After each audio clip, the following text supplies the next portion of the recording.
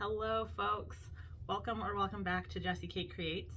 I'm Jessica and today I'm doing things a little bit differently. So today I'm going to be recreating a card that I previously made, and let me tell you why. So a few weeks ago I was cleaning my desk. It was just covered in stuff, and I'd been cleaning for a while, and there were some things on my desk that they were just like leftover elements and scraps and bits from previous projects, and they didn't really have a home. I didn't know exactly where I should put them. And so I decided that instead of putting them away, I would use them to make some cards. It was like a crafty cleaning win-win situation. And I'm sure that I cannot be the only person who gets distracted when they're cleaning their crafty space and who ends up creating instead. If you guys do that, let me know in the comments. Although I will say my desk did end up cleaner afterwards. But the card that I'm making today was my favorite card from that day. I think I ended up making like 4, but this one was by far my favorite, and I loved it so much I wanted to make another one. So that is what I'm going to show you here. So let me go ahead and show you the card, and let's get started making it. So this was the card. It was my favorite one from that day, and I loved it so much I wanted to make a second one. So that's what I'm doing here. As you can see, there are a lot of different elements on this card. I'm going to make all the elements first and then assemble them all onto the card base. I'm starting with the background. I have a piece of scrap paper that's about 4.5 by 3.25, but the size doesn't matter too much here. To add texture, I used my scoreboard to make score marks every 1/2 inch, and you'll see that I have trouble scoring right up against the edge of the board. So I flipped the paper around and just kind of moved it until the already scored lines clicked into place, and then made the last few scores. And this is what the original element on my desk looked like. But to add even more texture to this piece of paper, I decided to do some paint splattering. So I'm just using metallic watercolor palette. I've had it for a few years. I got it at Michael's for like $5. And I just mixed those two pink shades together until I got a shade that I really liked. And I put the paper into a shoebox and just began splattering. I did cut out some of that footage because my camera was having trouble focusing here, but you'll see that I just splattered all over the background until I was happy. When I splatter, I like to go in and add a few little dots, but once that's done, I'm just going to set that aside to dry. And next I'm going to work on the sentiment. So the original sentiment on this card said hugs. I don't have a hugs die. So I'm using this lovely Words Thinlits die from Stampin' Up. I got this at a thrift store. It was an awesome find. And to make the pink paper, I'm using Concord and Ninth Ballet Slippers, and I am just applying that ink directly to a scrap piece of paper. And that way I'll have some pink paper. I know it looks splotchy here, but once it dries, it'll dry nice and even. So I'm just going to set that aside for a moment and use the same ink pad on this embossing folder. So this is just some really cute hearts, and I'm going to take that ink pad and very lightly tap it on the raised portion of this embossing folder. It's a juicy ink pad, so I'm using a very light hand here to just tap the raised portion. Then I'm adding in a piece of paper that's 4 by 5.25, and I will run that through my Cuttlebug. And now I have these pretty pink debossed hearts. While my die machine is still out, I'm going to run that hugs die through. And you'll see the paper is nice and smooth. The ink isn't splotchy anymore. And this die is really cool because it cuts a window with the word hugs across it. I think it would make a really cool shaker card. But for this project, I just wanted the word hugs. So I have that done. I'm going to set it aside. I'm going to take a circle die. I think this is about 3.25 inches. Again, size doesn't matter too much here. I'm going to run that through, and now I have this heart circle. That was an original element on my desk.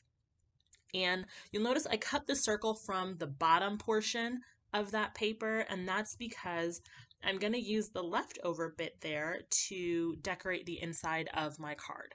So I'm just going to cut off a strip that is about 1/2 inch wide. And once that's done, we will set it aside. Perfect. Okay, so now we're going back to that hugs die. You could just kind of cut those ends straight down to cut it out, but if you've watched my other videos and you know I like to be a little bit extra, I like all the little details. So I'm just taking a pair of scissors and just rounding those corners. Anytime you're doing detail cutting or fussy cutting, just be patient and take your time. And there we go. Beautiful. Now for the actually, first, our Monstera leaves. This is a die from the Dollar Tree. I just have some scrap gold paper, die cut them out, and now I have 3 beautiful gold foil leaves. Now we have a piece of vellum. This vellum is 5.5 inches long, so it's the length of the card. I think this is about 2 inches here, but again, the size doesn't really matter, especially because, as you can see, we are going to tear the sides of the paper. Again, that's just going to add some interest and some texture to our card. So that was the original element I had on my desk. Now for the flamingo on this card, I'm using a die cut sticker from the Dollar Tree. It came in a set of really cute animals that you can see here, and the flamingo was the one that was originally on my desk. For the sub-sentiment on this card, I wanted it to say I miss you. I didn't have anything small enough in my stash, but I did have this retro petals turnabout stamp set from Concord and Ninth.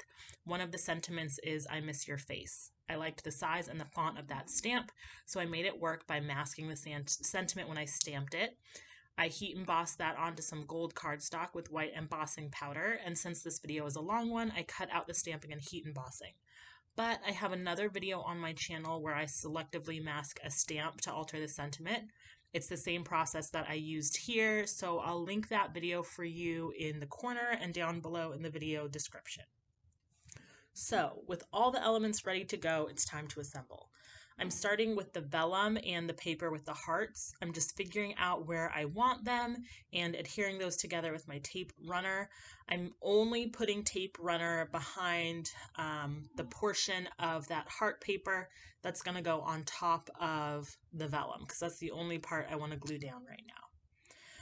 Now, I am a very fussy crafter. I can't just stick something down. I usually spend way too much time obsessing over where exactly things should go. But I did cut a lot of that out of this video, or we would have been here for forever. So here I'm just kind of figuring out where I want the flamingo and the leaves and gluing them together. I put glue onto the flamingo's butt, and I'm picking up one of those leaves and adjusting it until it's just how I want it. I'm also getting glue all over the place, and I'll show you later how I fix that. I wanted the flamingo and that one leaf to be popped up above everything else, so I applied foam tape to the back of the flamingo and the leaf, and then I just added on those other 2 leaves. And then I'll place a little bit of wet glue onto the back of those leaves and just press everything down onto the circle. And I want to take a moment to apologize for my janky nails. If you haven't already noticed, you might notice now that all my nails are naked except for my pinky. My sister made me a beautiful set of pink and gold marbled press-on nails, and I rocked them for a week. But I attempted to take them off the day before I filmed this, and that press-on my pinky was being really stubborn and I couldn't get it off, and I didn't even realize I only had one nail on until I was editing this video. So in the next video, I will try to have all matching nails. Anyway, back to the card. I just added that 1/2 inch strip with the hearts on it to a 4 by 5.25 card panel, and then I added that panel to the inside of a pink A2 card base, and that way we have a nice decorated card on the inside. And now I'm back to working on the front of the card. I used my tape runner to adhere the scored and paint splattered paper to the middle of the card. And then I'm popping up our element with the flamingo by adding foam tape just to the back of that circle with the hearts. I don't want any adhesive to show through the vellum, so I'm just putting that foam tape on the back of the circle. I'm just taking my time to make sure that everything is lined up how I want it to be. I want the vellum to be lined up with the top and bottom of the card, and I want the circle to be overhanging the left edge of the card just slightly. So once I have that down, then it is time to play around with the sentiment. I have that pink hugs word, and I decide I really like it nestled between the flamingo, and I like the G, just kind of the curve of the G lined up with the curve of the circle. So before I adhere that down, I'm also going to bring in my sub sentiment. I am going to trim it down so that it's just a little bit smaller. And I'm also going to take the sentiment and put some foam tape on the back so that it will also be popped up. And then once it's has the foam tape, I'm going to again play around with it to figure out exactly where I want it on the card. And I really like how it looks kind of nestled in that little space under the hugs word between the flamingo's foot and the edge of the G. So once I have everything where I like it, I'm going to take that hugs word, and because it does hang off of the circle, which is popped up, I'm just cutting some very tiny thin strips of foam tape and putting it on the hang of the G and behind the S as well, just to keep everything nice and level and even. And then I'm going to take my wet glue and apply some of that to the rest of the word. And then using some tweezers, I am just positioning that down onto the card and just adjusting it a little bit with my finger. And again, in the process, kind of making a mess with the glue, but I'll show you how I fix that in a minute. And then I move on to the sub sentiment, and I just nestle it right in there under the hugs word. So now I just decided to cut that overhang off of the card. So just flipped it over, snipped it off. Everything is looking good, but there is a lot of just kind of glue that kind of squished out of the edges. So to fix that here, I have an adhesive eraser.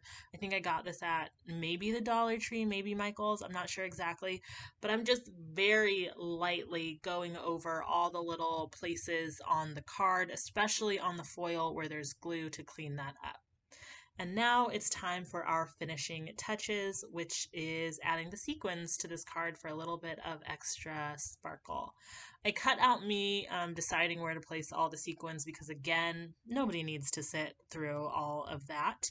But once I do get the sequins where I like them, I'm just taking my wet glue and a pair of tweezers and putting down all of those sequins. All of those sequins placed, that completes this card. This card is very pink and very sparkly and a little bit outside of, I think, what I normally create, but it was really fun to challenge myself creatively using the items that were on my desk. It was really awesome when this is the card that I was able to make with it.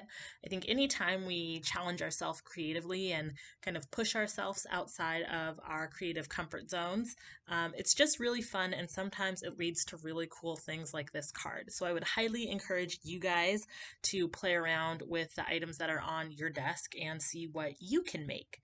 I really hope that you guys enjoyed this card and that you enjoyed this video. If you did, please consider giving this video a thumbs up or commenting down below. And of course, subscribe to this channel so that you don't miss out on any of my future videos. Thank you so much for watching, and I can't wait to see you in the next video.